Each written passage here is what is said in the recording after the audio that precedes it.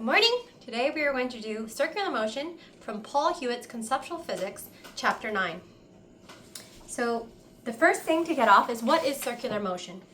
So we want to make a difference. So there's between rotational circular motion and revolutionary circular motion. So the main difference is when something is rotating, it's rotating about an axis that runs through the actual object. So this thing is rotating right now because it's turning about an axis that goes right through the object. Okay, so it's rotating. Now, when it's revolving, the circular motion that's revolving, it's when it's revolving around an axis that is outside of it. Okay? So a simple way of thinking about this is like an ice skater. When you see an ice skater or a ballerina doing like a pirouette, that is rotating because the axis that they're rotating around goes right through their head. When you see a ballerina or when you see an ice skater doing one of those big, huge circles on the ice, they are revolving around the axis that's in the ice.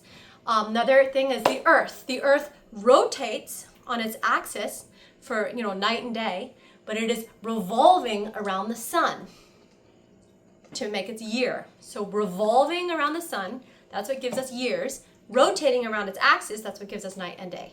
Yes, question? And the moon is revolving around us? Yes, the moon is revolving around us because the axis that's revolving around is outside of itself there. Okay, so those are just definitions between rotating and revolving. So something to talk about is we talk about linear speed. So linear speed, we'll say like how many meters did you cover in 1 second? We're used to that. All the speed we've talked about so far is linear speed.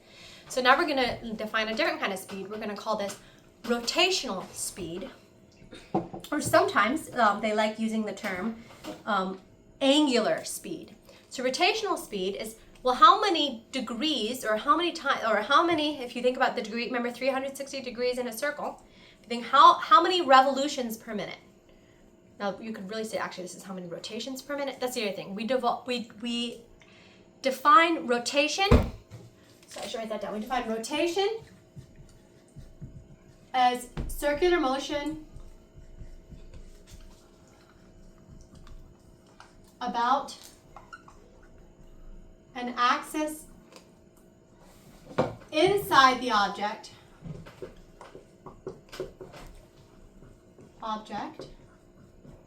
and then we define revolutionary motion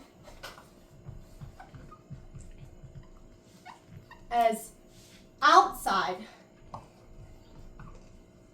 the object. However, a lot of times in just normal everyday speech when we're talking, we aren't so careful. So we'll say stuff like how many revolutions per minute when we really mean how many rotations per minute. But that's just, this is like the precise way to do it, but in normal everyday speech, even talking to scientists, they will sort of mix them up. So you sort of have to pay attention to context and ask yourself, is this really a rotation we're talking about or a revolution we're talking about? Okay, so back to what I was talking about. Angular speed. So linear speed, we already know a linear speed. That's how many meters or how many centimeters or inches or whatever, miles are you covering per second. So linear speed, think of a line. Linear speed, how many meters or units of length, whatever they are, meters, inches, whatever, per second or per hour. So linear speed, 60 miles per hour, that's a linear speed. Angular speed is, well, how many revolutions, or rotations really, per second is happening. So if I take this and I spin it like this, I could say, well, it's getting about 1,000. Okay, I'm not doing a very good job, but you get the idea. I could say, well, it's spinning at 1 RPM, revolution per, RPS. Let's say 1 revolution per second. Anyway, okay, so 1 revolution per second. So when you can imagine like a merry-go-round, when you've seen this merry-go-rounds at the playground, or a carousel. So let's draw it. This is 3 dimensions, so it's a big circle, and it's rotating about this axis. And it will have like little horses with people on them. This is a little. And sometimes it has other things like dinosaurs. Yeah, and here's this little kid. And then here's a little toy, just call that amoeba. This child is riding on it here. And there's another thing here, whatever creature this is, and there's a kid on this. And the whole thing is rotating about its axis. And here's mom and dad taking photos. Okay, little camera, mom and dad taking photos of their kids on this merry-go-round. Okay, so we could say, well, what is the angular speed? The angular speed, we're saying, well, the angular speed is it goes around its axis once per minute, okay? So the angular speed, let's say, angular speed is one revolution or one rotation per minute, okay? Or we could write that as one rotation per 60 seconds, okay? Now, that's its angular speed. It doesn't matter if it's little Billy riding the amoeba near the center of the pole. It doesn't matter if it's little Joey riding the amoeba at the edge. They're both going at the same angular speed. They are both, or the same rotational speed. They are both going one circle, 360 degrees. That's why we use the word angular here for angle, because we often say, well, how many degrees? If you say one rotation per second, you could also write that as 360 degrees, because remember, a circle is 360 degrees, you remember? Because if you start here and you move it here, that's 80 degrees. And if you move it here, that's 270 degrees, and you come back to here, you're back to 360 degrees. Jenny, can they see that can you see this? Yes. On the board? Okay, good. Here, I'm going to move this in because it's getting glare. I don't want it to get glare. Oh, now it's getting a lot of glare. Okay. So remember, there's 360 degrees in a circle. So the reason we like to use the term angular speed is we could say, okay, they're doing 360 degrees in 60 seconds. That tells you how much angle is there, how many degrees per second, and we say, okay, it's 6 degrees per second. Okay, that's your angular speed. So Joey and Bob, or was it Bob and Joey? I'm just gonna name him. This is Bob. Someone was Billy. Oh, Bob and Billy. Okay. So Bob is where we're riding the red amoeba near the center of the pole, and Billy is riding the black amoeba. What's an amoeba? Amoeba, it's the thing, giant bacterial thing, whatever. And Billy is riding the black amoeba at the edge of the carousel. And so they have the same angular speed. Both Billy and Bob are going at 6 degrees per second, or we would say one rotation per minute. That's their angular speed. It's the same. However, Bob and Billy have different linear speeds. Because if you look where Bob is, when you count, take a line, draw a line where he's rotating around. So in 60 seconds, Bob will trace this line, this circular line, bent line.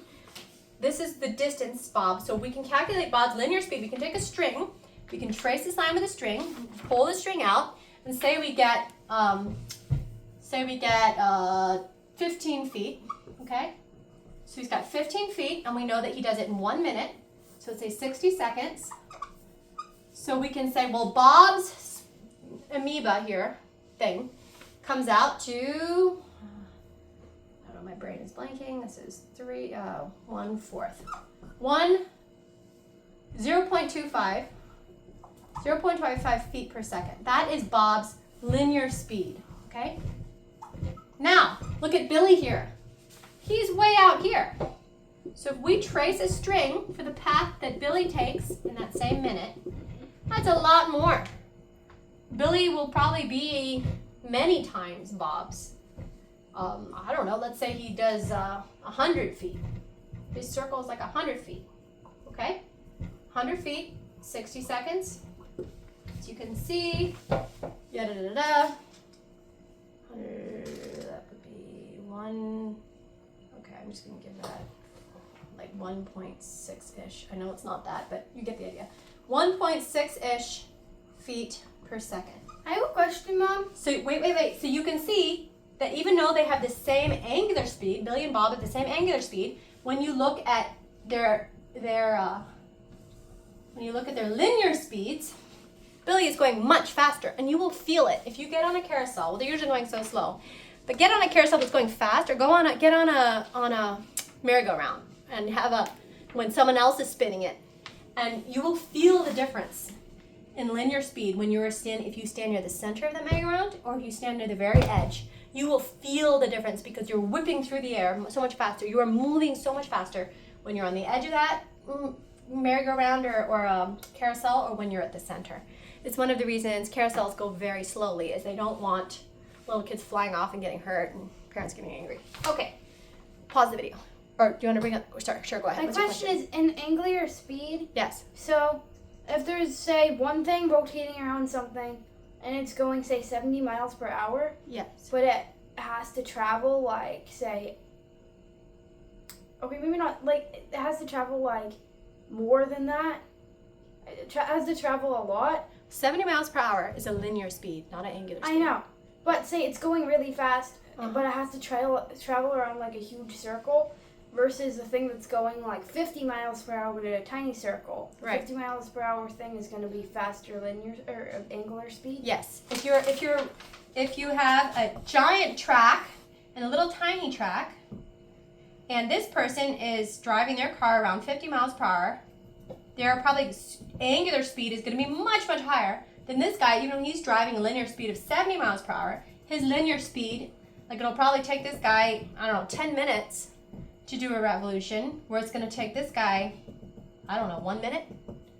Even though this guy's linear speed is greater. Because the farther out you are, the more circle you have to traverse, the more you have to have your linear speed be faster and faster to match the same angular speed. I mean, just imagine like this, okay? If they're traveling the same angular speed, you'll see the guy with the little track on the inside is going a much slower linear speed than the guy on the outside. The guy on the outer track is going a much faster linear speed than the guy on the inner track. They have the same angular speed, but they have a much, okay, let's say this guy, the guy on the outside of the track is a red car, the guy on the inside of the track is in fact, if the guy is in the right in the center, or right, just slightly off center, you can see the guy in the black car is not going very fast at all. Same angular speed as the guy in the red car, but the guy in the red car has a much faster linear speed. Okay, next. Some races have like tracks like that, but I heard they have slanted finish lines. So Yes, that's why you'll see in sports and stuff when they have the tracks, you'll see the outer tracks when they have if you look like at like if you look at the Olympics or whatever, and you'll see they have a circular track. They all know the guy on the outside of the circular track. If you had the finish line here, that's not fair, because the guy on the outside of the track is actually running a little farther than the guy on the inside of the track. So a lot of times what you'll see is they will carefully measure it, and the finish line actually looks kind of like that. Or usually it's the start line, because people like having the drama of all running across the same finish line. So if you look, the start line is like this. Usually the start line looks like it's shorter for the guy on the outside of the track. That's because when you actually measure it, this will all be the same. When they come to the finish line, if this black line is their start, when they come across the finish line, they've all run the same distance. But that's why you'll see the starting track, the outer one being farther out. Okay, and what did I do with my notes? Okay, so back to linear speed and the merry-go-round. Sometimes we call the tangential speed the linear speed when you're rotating. The reason for this is that speed is always going to be tangential. That means just like barely touching the circle. So here, I'm going to show an example of that. When you have, I'm doing my black marker. it just rolled off the Okay, page. thanks. So for example, when you have, if I am spinning a sling, or if you've got a kid so we're looking down. This is somebody's head, okay? And he's spinning a string with a weight on the end. Okay? So it's spinning in a circle. Okay? Like a sling, okay? The tangential speed, or the linear speed, how fast it's actually going. Like we can say, okay, he's doing, 1 revolution per second. But the tangential speed, the linear speed, it's always like going like in that direction. If I can only watch the armchair historian videos that I've already watched. Sure, you can go watch that. All right, so we've got this is the tangential speed. The linear speed it's always in this direction, tangential to the circle. If you've done geometry, it's tangential. Sometimes science will call it the tangential speed, but it's the linear speed that this thing is going. You can also think of it as if you cut this and unwrapped it, how many meters per second along that line? Yes? Wait. Okay, so for example, if I spin my arm around like this, okay, my entire arm has the same angular speed. My elbow has the same angular speed as my fingertips, but my fingertips have a much higher linear speed. If you stared here and got smacked by my elbow, it would not hurt as much if you got smacked by my fingertips, because my fingertips are going much faster. Okay, centripetal force. So centripetal force is that force pulling the thing to the center. So think of David and Goliath, like a slingshot, okay? David's got his slingshot, he's whipping it around his head. Pause the video. Okay, start recording again. Okay, so here I've got this little guy, little napkin ring on the end of a string here, and I am spinning it around. The centripetal force, or the center-seeking force, is this string, okay? If this string snapped, this napkin ring is just going to go flying off in a straight line, tangential wherever it was when the string snapped. So if the string snaps when I'm like up here, it's just going to keep flying that direction. If it snaps when it's down here, it'll go flying down. If it snaps when it's wheeling up, it'll just hit the ceiling. And I can let go and show you. So here I've got the centripetal force. The centripetal force is the string. It's pulling me in. It's keeping this napkin ring from going into a straight line like it wants to go. Okay, so I let go, and it goes flying off in a straight line. This is how slingshots work. This is how David killed Goliath. This is how slingshots work. Is what David basically had was a stone inside of some sort of, usually they have like a little leather pocket and then two lines. And you swing it around so it's going really, really fast. And then you let go of one of the straps so it flips open at just the right moment that it's time to hit into your enemy. You have to let go just to the right part of the arch to hit into your enemy. That's how the slingshot works. So in this situation, in David fighting Goliath, the centripetal force on his stone is caused by his sling. And he releases it just at the right moment, goes flying off tangentially to the circle, and hits Goliath. Okay. So centripetal force is the force pulling it in. Another example of centripetal force is when your car is driving in a circle, pulling a curve. You're driving and you feel this the faster you're going. So you're driving in a curve, and as you're turning, your car doesn't actually really want to go into that curve. The car wants to go in the straight line. So as you're driving, and so this is bird's eye view, as you're turning that curve, your car wants to actually keep going in a straight line. Your car wants to do this. But the centripetal force is the friction between the rubber wheels and the road.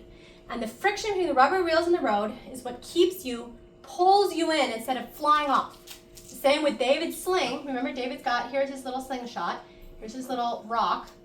As he's whirling it around his head, the rock wants to go off tangential, straight line. Wherever the rock wants to go.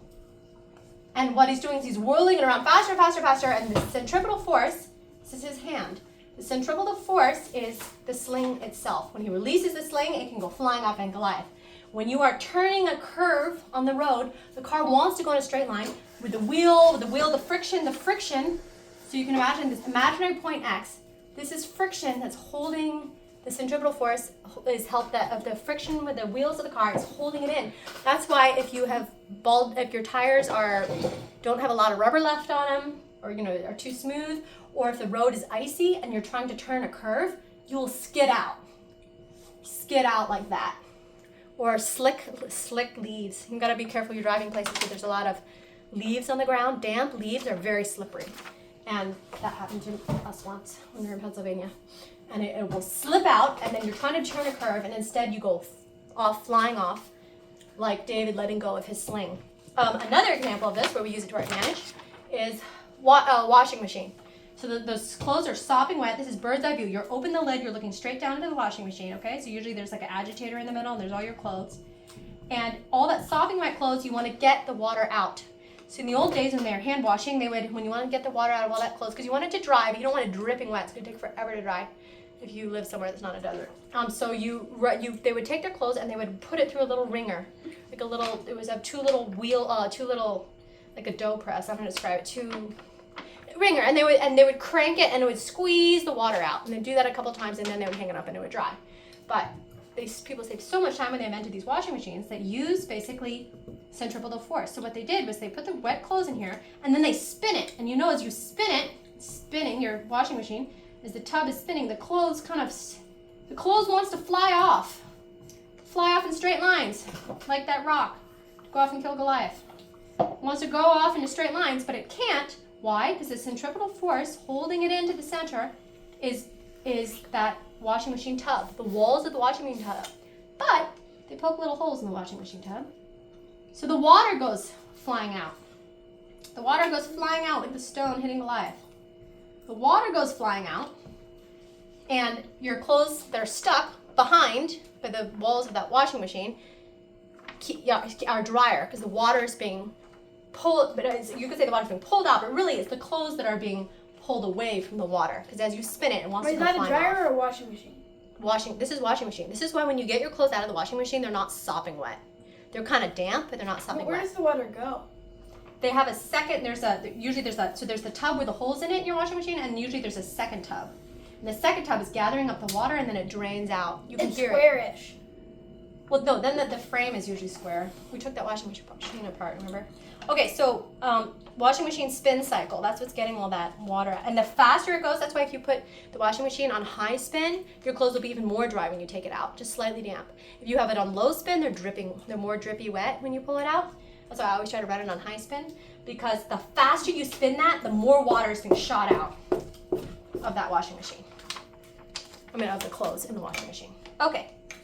So centripetal force is David's hand on that sling. Centripetal force is the rubber with your rubber of your tires meeting the road, or is the walls of that washing machine just holding it back, okay? You've heard the trick of, you fill a bucket of water, put a string on it, or where you grab the bucket of water and you wheel it around your head, and if you go fast enough, you won't get wet, because the water is wanting to fly off in all these different directions, but the centripetal force of your hand, pulling it in, so the water is trying to fly off and be free, like the water in here, but this is a situation where there are no holes in the washing machine. There's no hole in the bucket. If you do the bucket trick with holes in the bottom, water will be spraying out of the bottom of the bucket. But the centripetal force is you pulling it back into the center when the stuff wants to go flying off. So now we'll come to the term centrifugal force. Now, centrifugal force isn't actually real. It is real, but it's not real. It's called a fictitious force, and we will get to that. The reason is because centrifugal force only feels real if you are the one being spun, if you are the one in the rotating system. So for an example, centrifugal force is, imagine instead of that bucket with the water in it, I'm wheeling around, I've got an empty can, and I put a little bug in the bottom of that can. And I'm wheeling it around. That little bug is going to be plastered against the bottom of the can, right? If I'm wheeling around this bucket, this is my bucket, and there's a little bug, okay? Or a bead. Let's start with a bead, and then we can move up to a bug. And as it's wheeling around, the little bug will feel himself being shoved against the bottom of the can. And the reason is because his little body wants to keep flying off, at whatever point he is. Whatever point he is, wants to go flying off, but this is pulling him back in. So he feels it like it's a real force, the force that's gluing him to the bottom of the can.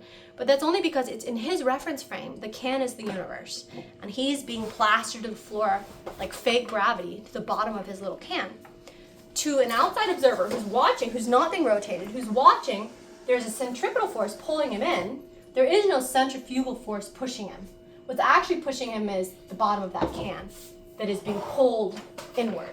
Another way to think of this is basically you've got a guy on a merry-go-round. So this is why a centripetal force is real. That is David's hand on the sling, pulling it inward. A centrifugal force is only real if you're inside the rotating sphere. So or rotating circle. So here's a merry-go-round, okay? So you've got a little merry-go-round. This whole thing is twisting, okay? Going around. There is a boy sitting here in the middle of the merry-go-round, and he's holding a string with a big, heavy bowling ball that's somehow tied to it, okay? So he's twisting round and round. To the girl who's with the mom who's watching, she sees that big ball, that big bowling ball wants to roll off the merry-go-round, but it can't because of the centripetal force that is her son holding on that rope. It's keeping, as it's spinning round and round, the ball is not rolling off the merry-go-round because of the centripetal force. So that force is real. An outside observer can see it. It's a real force. Now, look at the boy. Imagine you're the boy, okay? So now from the perspective of the boy, what he feels is a force that's trying to pull the ball to the edge of the merry-go-round. That's what he feels. He feels the ball being pulled from his arm to the edge of the merry-go-round. So he would say, hey, that is the centrifugal force away from the center, pulling everything to the edge. From us watching it, we know that there is no centrifugal force. He only feels that because he's spinning. He's acting like, forget this world. He's acting like he's just in a little circular room and something is pulling the ball away from him. Okay, you can imagine there's like walls on this merry-go-round, so he can't see. He doesn't know he's spinning. He just knows that ball is being pulled from his hand as he's spinning, but he doesn't know he's spinning. For all he knows, he's in a room and it's pulling. Now, this is something cool. I once went to like sort of a space amusement park, and they had a perfectly circular room, no windows. So you get in, and they had little seat belts, and you seatbelt yourself to the wall, and they started to spin it. And as they spin it, you could feel yourself being plastered against the wall. You could feel your cheeks being shoved back. Everything in you, it was like a force shoving you to the wall. Your brain didn't know you were spinning because there were no windows. And the room was big enough. It was quite big. It was big enough that your brain didn't know you were spinning. It just knew something is plastering me to the wall. It felt like fake gravity. Like gravity suddenly turned on this way and I was being plastered to the wall. So in that case, I could feel centrifugal force is real and that you can actually feel it, but it's not real in the sense that there is no magical force that plasters people to walls. It's really because they're spinning. So it's only real if you are in the rotational frame of reference. To some outside observer who say had X-ray eyes and could see through the walls of that ride that I was in, they would see that what was really going on was that I was being spun, but instead of being able to fly off, that room was holding me in. And so that was what the force actually was, centripetal force. So centripetal force is real to an outside observer. Centrifugal force feels real, and it's a real thing, but it's not really a force. It's more the property, or say, how did he say in the book? He's saying it is the property of, like it's just the property of being in a rotating reference frame. If you're in a rotating reference frame, it comes with the territory. Okay, so back to, so the centripetal force. Okay, so our planet, so the centripetal force is the sun, the gravity of the sun pulling us in as we're circling the sun. So centripetal force, is, it's what keeps you from flying off in a straight line. Wait, the sun suddenly if the sun disappeared, flying off? yes, if the sun just magically disappeared somehow, we would just go flying off. If David lets go of his sling, or one side of his sling, so it opens up, that rock goes flying out and hits Goliath. Okay, so let's see. If your wheels suddenly lose friction as you're turning a tight curve, you go flying off. Okay, so wrapping it up. So imagine that you're a little colony, so like me in that rotating room, you are a little colony of ants, and somehow you ended up inside of a bicycle tire. And you're living inside of this bicycle tire, and you see where I'm going with this? You live inside of this bicycle tire, so your whole world, if you're an ant. But you don't know that. You don't know that you're in a bicycle tire. All you know, and it say this bike is always moving. I don't know, some crazy guy who just is always moving. Where's their food? Okay, wait, don't get all complicated on me. So you've got a little ant here, and he lives inside this bicycle tire.